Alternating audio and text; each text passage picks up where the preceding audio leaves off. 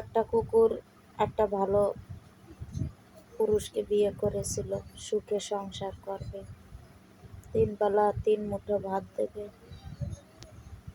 3 মাসে 3টা 3 পিস দেবে বা 3খান শাড়ি দেবে, এই চিন্তা করে। আর একটু ভালোবাসা, একটু যত্ন। কিন্তু বিয়ের পরে কুকুরটা কাছে ওই ভালো মানুষটা বিভিন্নভাবে যৌতুক, টাকা পয়সা দাবি করল। কুকুরটার বাবা ছিল না, ভাইরা থাকতেও ছিল না, কেউ কিছু দিত না। কিন্তু ওই ভালো মানুষটা ওটা বুঝত না। অনেক অনেক কথা শুনাইতো, অনেক বেশি কথা বলতো। আর কুকুরটা শুধু কাঁদতো, বিচার করতে পারতো না। তার একটা সুন্দর নাম ছিল। যখন অত্যাচারের শিকার হইল, ফ্যামিলি থেকে সবাই অত্যাচার করত, সেও বেশি করত। সেও একটা কুকুরের কপালে যদি একটা ভালো মানুষ না জোটে, পুরোটা জীবন চলে যায় তার সুখ খুঁজতে খুঁজতে।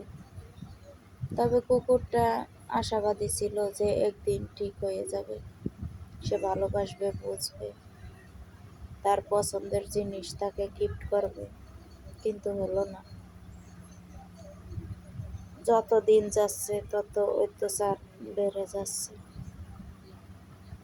এভাবে করতে করতে বিয়ের 3 বছর হয়ে গেল। কুকুরটার একটা বাচ্চা হলো।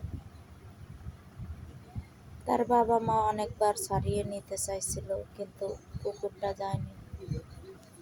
ভেবেছিল বাচ্চা হইলে ঠিক হয়ে যাবে।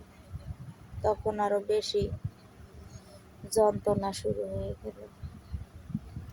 তারপর কুকুরটা মনে করত আজ না হয়তো কাল একদিন ঠিক হবে, আশাবাদী ছিল। কিন্তু হলো না। কথা বলে না, কপালে সুখ না থাকলে কিভাবে হবে? তো কুকুরটা নিজের কর্ম শিখলো, ইনকাম করা শিখলো। স্বামী তো কিছুই দিত না, আরো শুধু গালিগালাজ করত। কুকুরটার যে একটা কুকুর নাম ছিল সেটাও ভুলে গেল। স্বামীর কাছে তার নাম হলো বেশ্যা। কুকুরের মতো ব্যবহার।